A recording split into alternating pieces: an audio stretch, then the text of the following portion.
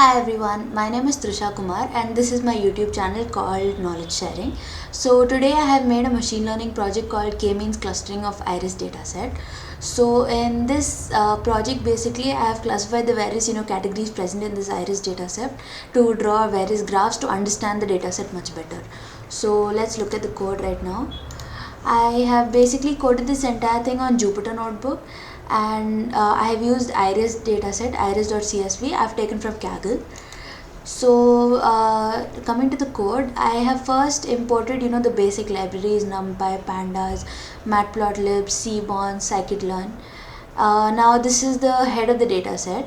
It consists of sepal length, sepal width, petal width and the species.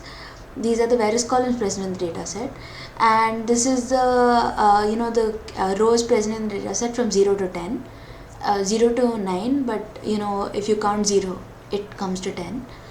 After this shows the number of species which are there. There are 3 species in this dataset: Iris setosa, Iris versicolor and Iris virginica.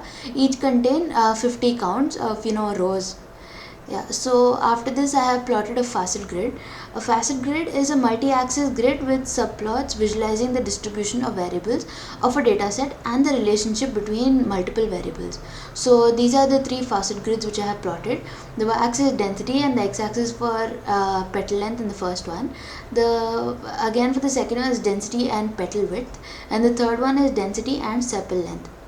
After this I have plotted a box plot. Box plot is a method for graphically demonstrating the locality, spread and skewness of the groups of numerical data through their quartiles. So this is each of the 3 species, and the y-axis is the petal length. After this I have plotted a violin plot. A violin plot is a hybrid of box plot and kernel density plot which shows peaks in the data.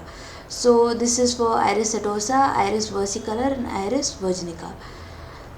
After this I have plotted various pair plots. I think 16 pair plots in total.